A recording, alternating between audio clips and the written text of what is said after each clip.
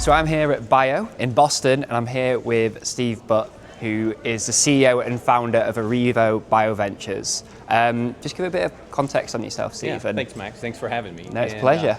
I'm a biotech entrepreneur, serial entrepreneur. I had a number of companies over the years. We have a great team. We're based out of North Carolina in the Research Triangle Park area.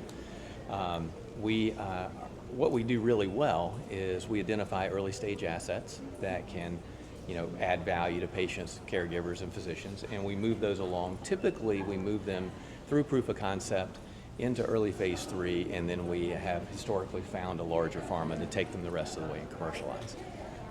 We founded Arrivo in 2016, and with the goal really of identifying 4 or 5 assets that we felt like really could be game changers for the practice of medicine, and put together about $50 million and went out and went shopping. And we ended up with a portfolio of products that we're really proud of. We have 2 products that we're developing now.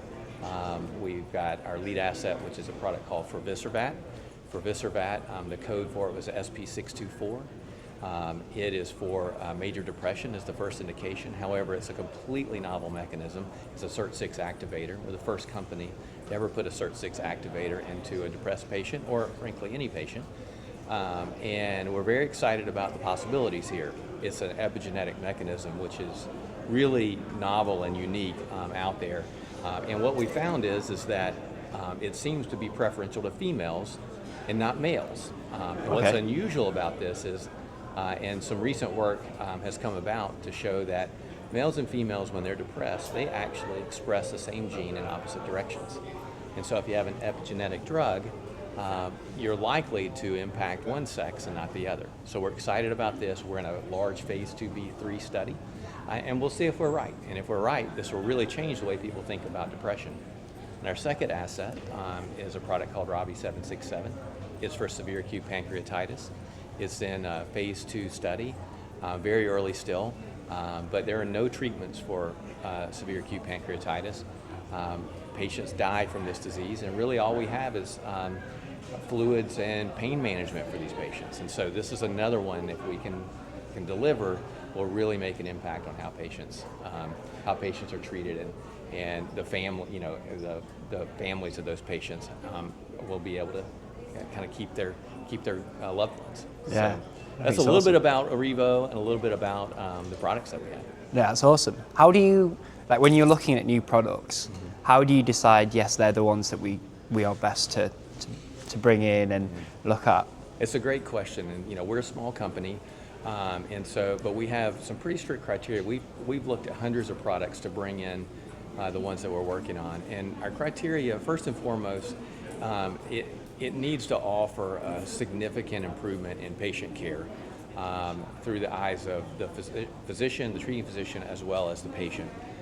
It also needs to have a clear regulatory and development pathway, and that may sound a little bit unique, but as a small company, we don't have the resources to take a completely new indication that no one's ever studied and take years to kind of sort out how you're going to develop that drug and work with the FDA.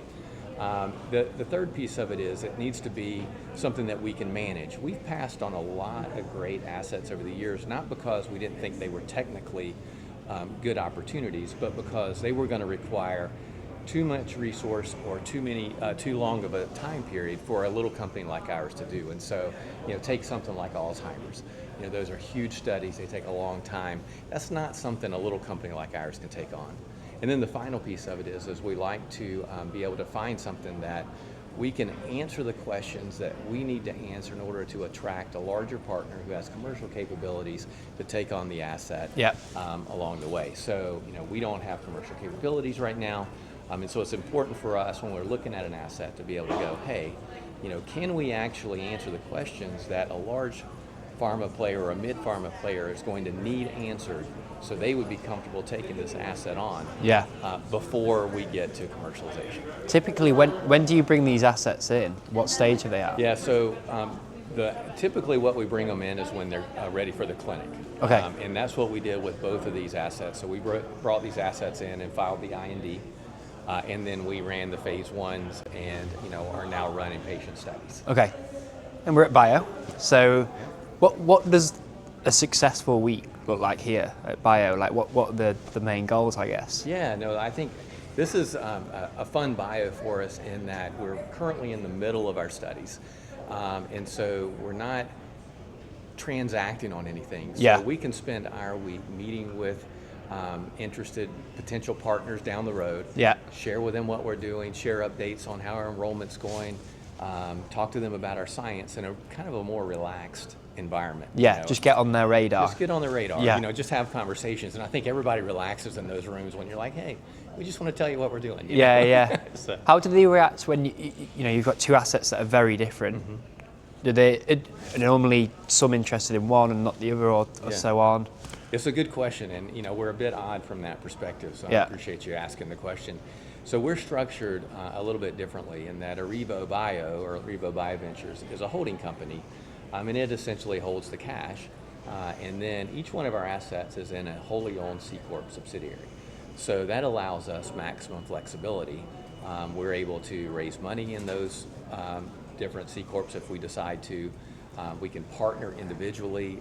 We can sell those C Corps individually. Yeah. So it allows us the flexibility to partner when it's time to partner, raise money when it's time to raise money. And if someone's not interested in both, then we don't have to, get into a situation where we're going to sub-optimize one of the assets because we have to sell everything together. So we've learned over the years, this is, our fifth company. We've been, we've learned all the lessons along the way. We always joke that one day we'll get this right, but yeah, that's how we're structured. Yeah, I think it's super smart, and it makes sense when you have, completely different assets. Yeah.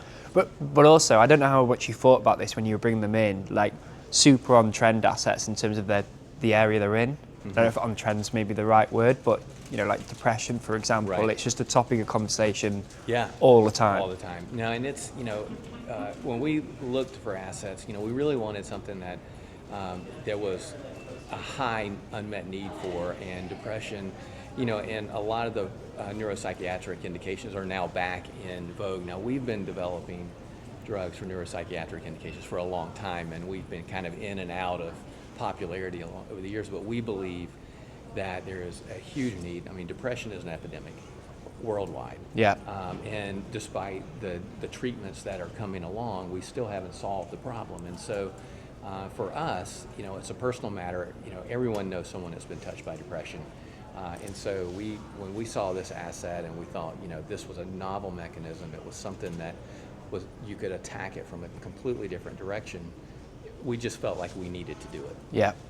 Yeah, I think so. And we were talking about that earlier in terms of your motivations, why you do what you do. Yeah, no, it's nice. I've been in the industry for over 30 years, and it's great to get up every morning and know that what you're driving to is improving patients' lives.